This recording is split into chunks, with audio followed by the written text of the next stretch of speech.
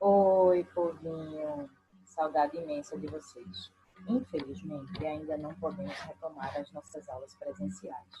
Então, nós vamos seguir por aqui com as aulas online. Nós vamos iniciar o nosso capítulo 14. Você pode usar o seu livro físico ou pode utilizar o seu livro online pelo site do Moderna Compartilha, que eu estou usando aqui com vocês. E também teremos o auxílio dos slides, como sempre temos em sala de aula, alguns vídeos, enfim, todo recurso que eu puder utilizar com vocês para facilitar o processo de ensino-aprendizagem. Então, povinho, o nosso capítulo 14, ele fala sobre o processo de colonização portuguesa na América, ou seja, a chegada dos portugueses ao território que hoje é o Brasil. Só que antes de falar da chegada dos europeus ao território, a gente precisa dar uma relembrada quem estava ocupando esse espaço anteriormente. Quem eram os verdadeiros donos do território, não é isso? O capítulo 14, na introdução, ele traz uma indagação para a gente. Vamos dar uma olhadinha? Aqui, ó, uma imagem bem recente, de 2014, é um protesto de indígenas Guarani diante do Supremo Tribunal Federal em Brasília, por conta da demarcação de terras na região do Mato Grosso do Sul. Então, povinho, infelizmente, ainda tem aqueles que não respeitam a demarcação do território indígena, querendo aquelas terras para conseguir fazer mineração, colocar gado, produtos agrícolas, e por conta disso acabam fazendo a invasão do território. Aí o texto indaga para a gente que danado é uma terra indígena, né? E ele traz para a gente algumas perguntas. E eu quero que vocês façam esse exercício em casa. Anotem no caderno, para quando a gente tiver um momento de discussão online, a gente poder dar uma olhadinha nessas questões. Conversando sobre, segundo o texto, que é terra indígena, qual a importância da demarcação das terras indígenas, alguma terra indígena no estado em que você mora? O que você sabe sobre os povos que vivem lá? E, em sua opinião, o direito dos povos indígenas à terra tem sido respeitado atualmente? Então, lê o texto que está logo acima, na abertura do nosso capítulo, dá uma pesquisada, responde para a gente depois poder fazer essa discussão. Prosseguindo. Quem eram essas diferentes sociedades indígenas que ocupavam o território da América? Acompanhe agora aqui comigo com o slide. Capítulo 14, colonização portuguesa na América. Então, os Tupi-Guarani da América do Sul. Quando ele cita América do Sul, por conta deles estarem ocupando não só o Brasil, mas também os nossos vizinhos, Argentina, Paraguai, por aí vai. Então, eles se dividiam em vários povos, como Tupinambá, Caeté, Potiguar.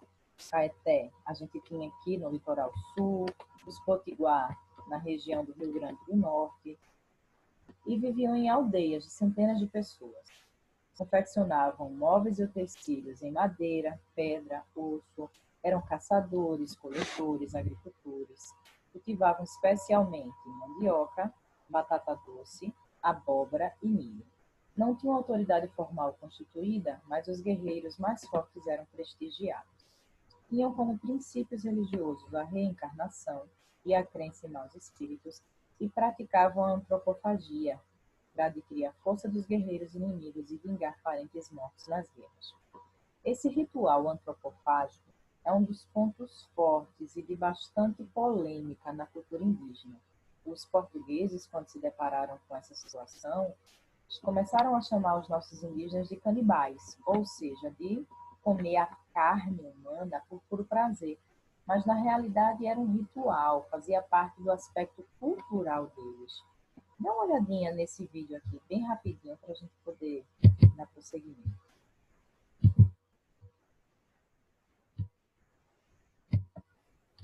Os tupinambás não eram a única tribo a praticar a antropofagia, porém naquele tempo ganharam fama mundial graças aos relatos de viajantes europeus que presenciavam seus rituais. E um dos mais conhecidos veio do aventureiro alemão Hans Staden, que imortalizou sua experiência no livro Duas Viagens para o Brasil, publicado em 1577. Capturado pelos tupinambás, ele foi conduzido a uma aldeia de Ubatuba, que fica ficaria localizado em algum ponto entre Bertioga e o Rio de Janeiro, onde viveu 9 meses com os índios, até ser resgatado pelo corsário francês Guillaume Monet. E como prisioneiro, ele presenciou os rituais dessa tribo e escreveu a mais detalhada obra já criada sobre os canibais brasileiros. Debe Marampá, Xe, Remiu, Ram, Bengué, Minde, Aganká, Jucá, Aipotá, Curiné, Xe, Anamá, Poepica, Que, Xe, Aju, Minde, Ru, Xe, Mocaém, Será, Ha, Rié. Esses eram os dizeres que os tupinambás gritavam enquanto guerreavam com os índios rivais. Para essa tribo, a carne humana era muito mais que um alimento. Em sua cultura, o canibalismo envolvia o sobrenatural. Eles acreditavam que ingerisse os restos de um guerreiro ganharia força, habilidade e inteligência do inimigo. E por conta disso, eles tinham um grande ritual para a cerimônia. Em primeiro lugar, assim que capturado, o adversário era conduzido à aldeia dos vencedores e mantido como prisioneiro. Mas sua morte não viria logo. Ele poderia passar meses vivo até que chegasse o momento do sacrifício, que seria definido pelos anciãos. Durante esse período, todas as honras lhe eram concedidas, tendo os melhores alimentos e uma mulher colocados à sua disposição. Um detalhe é que se ela tivesse um filho dessa relação, a criança seria criada até a idade adulta, quando receberia o mesmo destino de seu pai. E na véspera do grande dia, aldeias aliadas eram convidadas para festejar, onde reuniam-se para dançar e beber o cauim, uma bebida feita de milho e mandioca. Nessa ocasião, o prisioneiro era obrigado a participar das danças e refeições. Chegado o grande dia, os índios pintavam a testa do condenado e com uma corda o amarravam pela cintura. Em seguida, o carrasco, que deveria ser o mesmo homem que o capturou, fazia a provocação. Vou matar você, pois sua gente matou e comeu meus amigos. O preso deveria manter a postura firme e retrucar as provocações. E se por acaso ele fosse um índio, ficaria honrado e diria: meus amigos me vingarão. Sempre sendo indiferente quanto à morte que se aproximava. Em seguida, o carrasco pegava um tacape e ia para trás do preso, e assim como se mata um porco, acertava sua nuca com um forte e certeiro golpe. Os miolos da vítima saltavam instantaneamente para fora do crânio.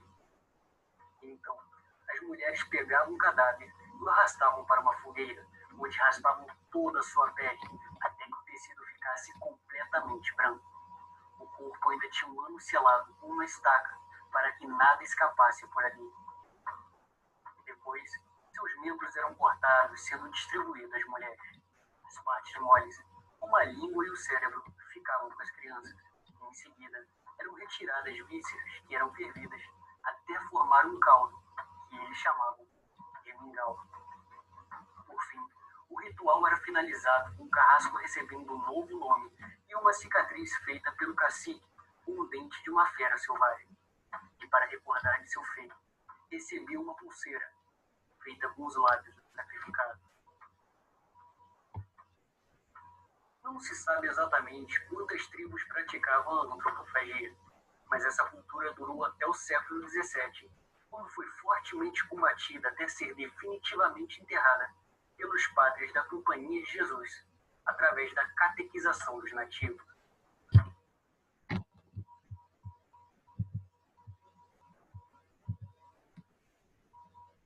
Pois bem, povinho, os nossos indígenas praticavam sim o ritual da antropofagia e já viram que não era no intuito de simplesmente se alimentar da carne humana, mas sim contavam com um ritual de vingança em relação àqueles que tinham feito algum mal à sua tribo, e era um ritual inclusive honroso, pelo fato daquele que vai ser comido ser considerado uma pessoa forte e, ao ser comido, poderia passar para aqueles que estão comendo a sua força.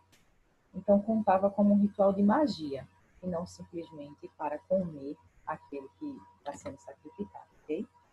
Lembrem-se que eles faziam isso ingerindo a bebida, que era o cauim, que é uma bebida fermentada da mandioca, ou seja, é uma bebida alcoólica. Lembrem-se também que eles eram politeístas, acreditavam em várias divindades da natureza. Eles tinham um conjunto de mitos sobre a criação, que inclusive já cheguei a comentar com vocês do mito do milho, né? Que nós, seres humanos, temos várias cores por conta da variedade de milho que tem. Eles acreditavam que esse alimento, que era um dos mais fortes na sua cultura, era o dele que tinha sido gerado o ser humano. Lembre-se também que eles faziam todo o processo de adorno do corpo por acreditarem que servia como armadura, tanto a pintura como as penas que eles fazem seus enfeites, que eles tinham a divisão sexual das tarefas na tribo, de acordo com o gênero, de acordo com a idade, e que os portugueses, ao chegarem ao Brasil, encararam os indígenas como sendo pessoas não civilizadas. Eles, inclusive, disseram que eles eram pessoas que não extremamente selvagens pelo fato de não terem fé, não terem lei, não terem rei, mas na realidade eles tinham sim um modo de organização social, eles tinham uma economia baseada no escambo, que era a troca, já que não existia a moeda. A cultura indígena, ela não deixou registro escrito. O que nós temos hoje sobre a cultura indígena é devido à questão oral, os costumes são passados de geração em geração, e também pelos escritos dos europeus. Como vocês viram no documentário, a gente tem o alemão Hans Staden, que fez 2 viagens aqui ao Brasil e escreveu sobre a nossa cultura, e acaba servindo como fonte histórica para a gente entender um pouquinho sobre aquele período. Aqui eu tenho um mapinha para vocês apresentando a divisão dentro do território brasileiro dessas diversas tribos indígenas, as diversas nações, os diversos povos. Vocês podem observar que aqui na região do nosso Nordeste brasileiro, né, haviam os Tupi-Guarani, os Tucano,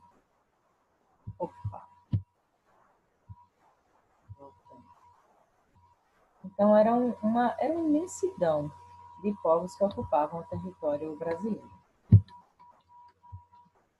Então, povinho, o documentário ainda aborda essa questão da desaculturação dos povos indígenas. Os portugueses, eles trouxeram os jesuítas para fazer o processo de catequização dos indígenas, tirar deles a sua religião e colocá-los numa situação de cristãos católicos. O objetivo não era apenas transformá-los em católicos por uma questão religiosa, mas também por uma questão de dominação. Ficaria muito mais fácil para eles obedecerem aos portugueses uma vez que se tornassem cristãos. Então, o processo de evangelização e inquisição. Um dos objetivos mais importantes da colonização portuguesa era a expansão da fé católica. Lembrem também que isso está dentro do contexto da Reforma.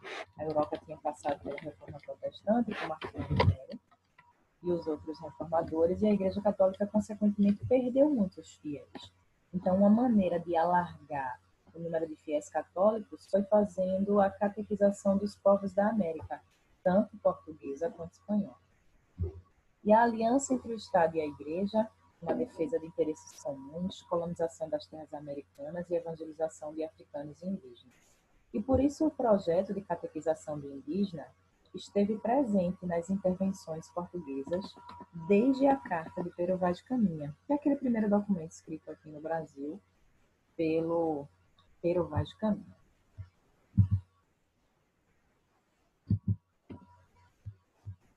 Vamos dar uma passada aqui no nosso livro. Aqui eu tenho uma imagem que mostra a preparação do ritual antropofágico. Indígenas Tupinambá e convidados de outras aldeias festejam bebendo cauim. Gravura de Theodore Debris, e grande parte do material iconográfico a respeito do território americano, dos povos indígenas e das ações dos missionários europeus foi produzido com base no relato de cronistas europeus que vieram para a América e registraram as suas impressões.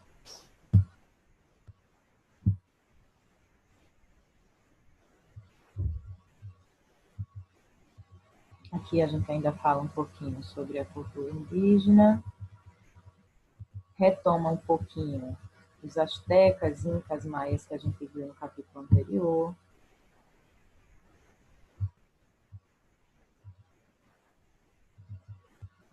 E agora começa o processo de catequização.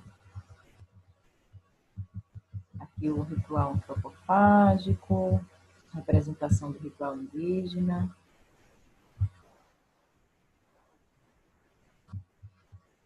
E agora está falando um pouquinho sobre o processo da agricultura no nosso território americano, aqui a área que compreende o Brasil. Esse texto é muito interessante porque ele aborda a disseminação de algumas espécies vegetais que eram isoladas na região norte, mas acabaram se disseminando, espalhando. E segundo muitos agrônomos, quem está associado a essa questão da agricultura, não teria condição da natureza sozinha fazer a disseminação desses frutos e se espalhar por tantas áreas dentro do Brasil. E isso só pode ter sido uma questão humana. Então, ele aborda principalmente a questão dessa semente que é a castanha do Pará. Aí vocês podem dar uma olhadinha no texto, posteriormente a gente fazer a discussão. Aí ele chama isso de um cultivo sem fronteiras. Análises científicas comprovam que muitos castanhais, distantes às vezes até 3.000 quilômetros uns dos outros, são geneticamente idênticos e da mesma idade. E por meios naturais, a castanha demoraria milhares de anos para se dispersar em uma área tão extensa, que é essa área que ele destaca aqui de 3.000 quilômetros. Então, só pode ter sido obra do ser humano. Aí ele traz para a gente um mapa. Esse mapa daqui, ele mostra alguns corredores agrícolas, onde foi disseminado diversas espécies vegetais que tinha aqui, nessa região da América. Veja que ele já larga o mapa, né? Não é só o Brasil, ele traz para a gente aqui todo o contornozinho da América do Sul.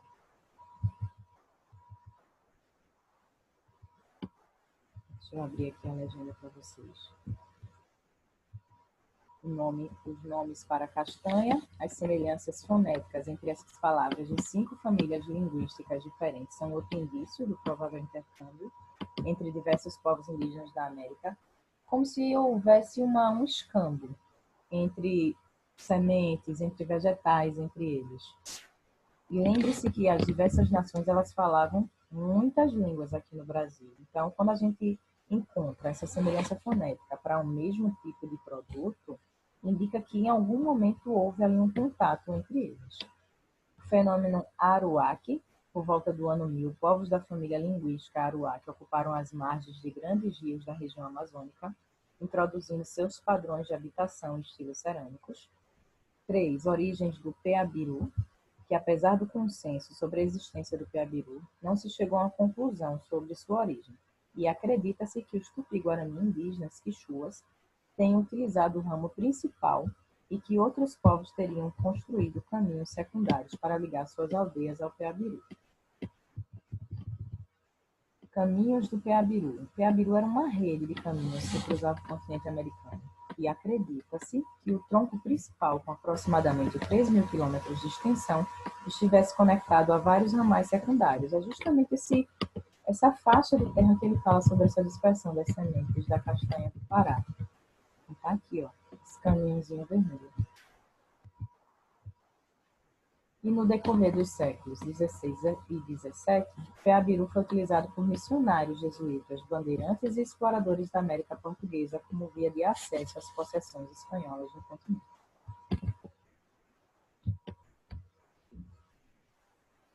Então, povinho, aí agora a gente vai entrar, de fato, na ocupação do continente americano do continente americano, parte portuguesa, pelos portugueses.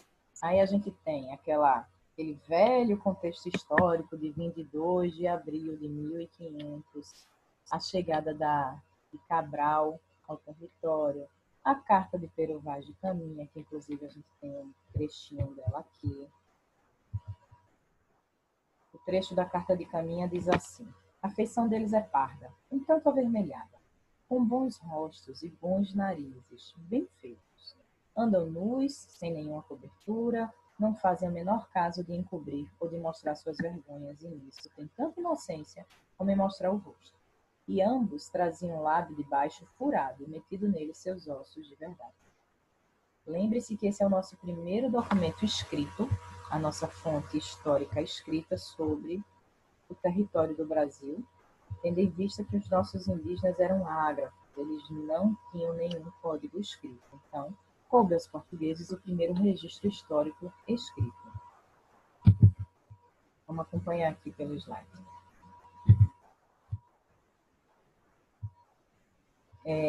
A chegada de Cabral ao território brasileiro no ano de 1500 é consequência lá daquele Tratado de Tordesilhas assinado em 7 de junho de 1494. Estão lembrados? O Tratado de Tordesilhas foi um acordo realizado entre Portugal e Espanha para fazer a divisão das terras descobertas e aquelas que ainda poderiam ser descobertas. Esse tratado, ele acordou que a região leste ficaria com Portugal. Aí você pode olhar aqui e dizer, é um território pequeno em relação ao que a Espanha ficou. Não, porque aqui a gente, partindo além mar, temos o território do continente africano. Então, é bastante terra para Portugal.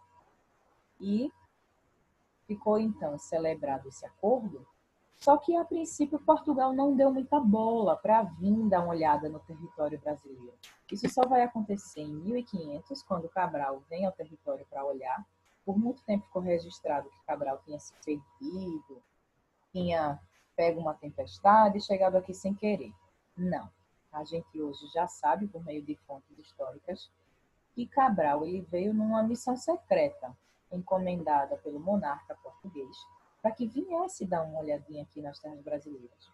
O destino final de Portugal era as Índias. Ele estava indo para Calicut, buscar um carregamento de cravo da Índia, as especiarias, estão lembrados? Mas antes de chegar lá, tinha que dar uma passadinha aqui, dar uma olhada e escrever esse documento e encaminhar para o rei, para que o rei tomasse ciência de como era esse território que ele tinha direito de acordo com o Tratado de Tordesilhas, celebrado com a Espanha em 7 de junho de 1494. Esse primeiro período, o rei de Portugal não ficou muito animado com as terras brasileiras, porque o documento escrito por Pero Vaz de Caminha, a Carta de Caminha, indica que eles não acharam metal precioso, que esse era o objetivo. Afinal de contas, aquele momento é política mercantilista, a valorização do metal, e não foi achado metal precioso aqui no Brasil. Então, o rei de Portugal manteve os seus esforços naquele comércio que estava sendo realizado com as Índias, que era aquele momento das especiarias. Mas aí essa história vai mudar a partir do momento que outras nações, como a França, que não aceitava o Tratado de Tordesilhas, começou a realizar incursões ao Brasil, tentou, inclusive, fazer colonização efetiva e fazia, então, o escambo com os indígenas da madeira do pau-brasil.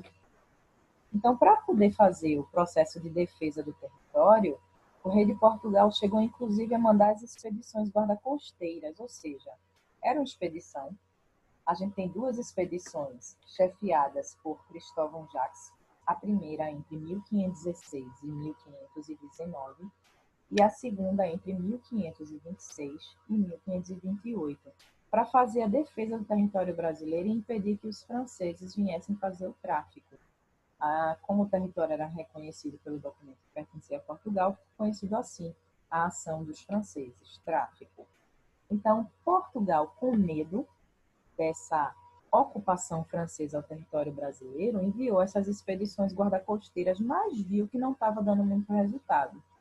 Esse momento também culmina com o fato de que o comércio com as Índias estava começando a ficar em baixa.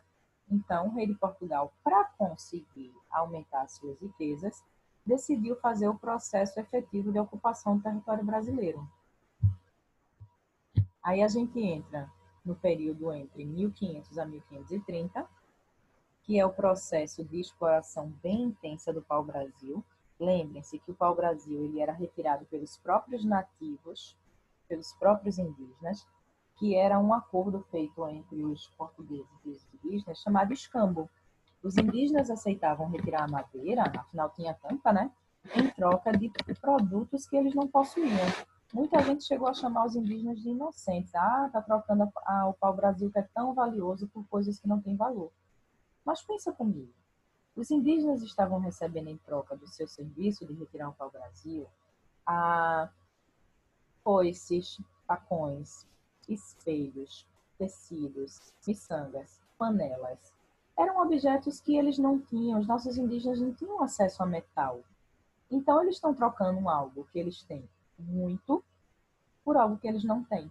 Logo, não podemos dizer que os indígenas estavam sendo inocentes, certo? Então, acompanhe aqui comigo no primeiro tópico. O interesse português pelo território americano era pequeno nos primeiros anos após a expedição de Cabral. Os lucros do comércio com a Índia era mais atraente. Então, por que se preocupar com o Brasil que não tinha ouro aqui? Era melhor continuar mantendo o comércio lá das especiarias.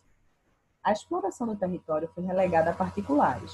A coroa exigia parte das receitas das atividades econômicas, então ele dava direito a pessoas privadas virem fazer o processo de exploração do pau-brasil, fazer esse escambo com os indígenas e, em troca, recebia parte dos lucros. O Tratado de Tordesilhas ele foi questionado pelos países europeus, principalmente pela França, não envolvidos nele. Ocorreram invasões das terras portuguesas no Novo Mundo e Portugal foi obrigado a organizar as expedições. Essas expedições eram chamadas de expedições guarda-costeiras, guardar a costa, a praia, para expulsar os franceses.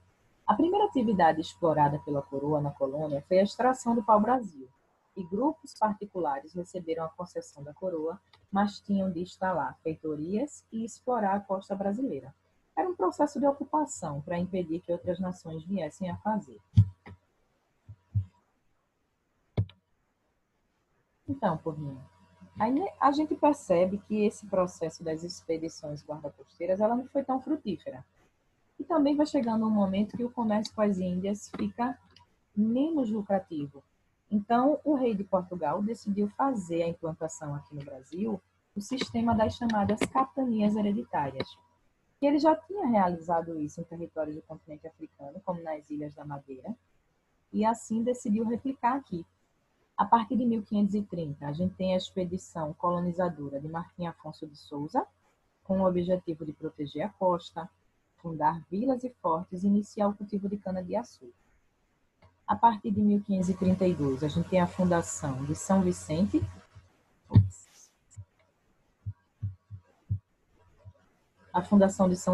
que foi o primeiro núcleo colonial, e a instalação do primeiro engenho. Em 1534, a criação das capitanias hereditárias, com o objetivo de efetivar a colonização e a exploração econômica do território. Lembre-se que a criação das capitanias hereditárias ela tinha a função do donatário vir tomar posse do território e implantar o sistema da produção de açúcar, ou seja, tinha que limpar a terra, plantar as mudas de cana. Lembre-se que a cana não é uma planta originária da América, é uma planta originária da Ásia, mas que se adaptou muito bem por ter o clima e solo parecido com a região de onde ela veio. E implantar os engenhos, fazer a doação de sesmarias, porque, afinal de contas, uma capitania hereditária era maior do que um estado. Então, não tinha como uma pessoa só dar conta de tudo aquilo. Ele tinha o direito de fazer a doação das sesmarias. Para você ter noção, o município de Jabotão dos Guararapes foi uma sesmaria. Então, Porrinho, a capitania hereditária, ela tinha o donatário como dono e ele tinha como dever entregar à coroa 10% dos lucros da exploração colonial, recolher para a coroa o quinto, ou seja, aquela quinta parte de todo o metal precioso que fosse achado, mas não foi o caso, né, aqui na região de Pernambuco, não foi o caso na capitania de São Vicente. Vai ser muito posterior que vão descobrir o ouro no Brasil, século XVIII, e a gente ainda está aqui no 16. E ele tinha como direito escravizar indígenas, fundar vilas e conceder sesmarias, e também exercer a justiça na capitania. O Brasil ficou dividido em 15 lotes, porém, nem todos foram ocupados pelos seus donatários. Afinal de contas, era uma mão de obra muito grande, né? Tinha que domar os indígenas se a terra estivesse porventura ocupada, tirar a vegetação da Mata Atlântica, colocar as mudas de cana-de-açúcar, aguardar quase um ano para fazer a colheita, trazer todo o maquinário do engenho era muito trabalho e era muito caro. Então, nem todos os lotes foram ocupados. Os lotes que conseguiram dar certo foram as capitanias de Pernambuco e a de São Vicente. Vamos lá dar uma olhadinha aqui o fracasso das capitanias hereditárias. Apesar dos vários direitos concedidos pela coroa aos donatários, a maior parte das capitanias fracassou. Entre as razões para isso, destacam-se falta de recurso financeiro, inexperiência e falta de interesse por parte de alguns donatários, frágil sistema de comunicação e transporte e conflito entre os indígenas e portugueses. As capitanias que deram certo foram Pernambuco e São Vicente. No caso de Pernambuco, a gente tem o donatário, o Duarte Coelho, que já tem experiência com relação a fazer esse processo de ocupação do território e implantar um sistema monocultor. Recebeu também financiamento por parte da Holanda. A Holanda tinha muito interesse em que passasse a se produzir açúcar aqui na América Portuguesa, para que ela então pudesse fazer o processo de refino do açúcar e distribuição na Europa e garantir assim o seu lucro. Já que nem todas as capitanias deram certo, saltando novamente, quem deu certo foi Pernambuco e São Vicente. Já que as outras não deram certo, o então monarca resolveu fazer a instalação do governo geral. Com o fracasso das capitanias, a coroa viu a necessidade de centralizar o poder na colônia. Em 1548, criou o governo geral. O primeiro governador geral foi essa persona que está aí na imagem, o Tomé de Souza, que veio para o Brasil e fundou a primeira capital brasileira, que foi Salvador, em 1549. O governador-geral ele só não tinha o direito de interferir nas capitanias que foram ocupadas, no caso Pernambuco e São Vicente. Mas todas as outras, que não foram ocupadas pelos seus respectivos donatários, retornaram para a mão do rei e voltaram a ser capitanias régias. Então ficaram submetidas sobre a ordem do governador-geral, menos as capitanias que deram certo. Então, povinho, as ações do governador-geral. A gente tem o incentivo à instalação de engenhos, o reforço do controle social dos indígenas, combate ao comércio ilegal, aumento das rendas da coroa, criação de cargos, ouvidor-mor responsável pela justiça, provedor-mor responsável pelos impostos, capitão-mor responsável pela defesa militar. E apesar do impulso à colonização, a precária comunicação entre as capitanias e a grande extensão do território dificultou a administração colonial. Nas vilas e cidades coloniais surgiram instituições políticas e administrativas, destaque para as câmaras municipais. As câmaras deveriam apresentar os interesses da população local, mas acabavam subordinadas ao governador-geral.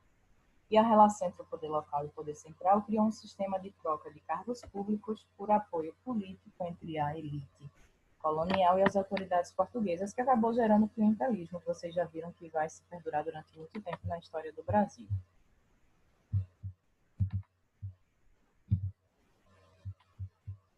Então, deem uma olhadinha no material de vocês, deem uma revisada. Vou passar aqui para vocês darem uma olhadinha, tá vendo que está conforme os slides, era todo o conteúdo da nossa aula de hoje. E depois eu quero que vocês se dirijam para essa página aqui, ó, 223, e realizem esses exercícios. Tá aqui para vocês, tá? Povinho, cheiro no coração. Se cuidem, fiquem em casa, realizem essas atividades, página 218, 219 e página 223. E a gente se encontra na próxima aula.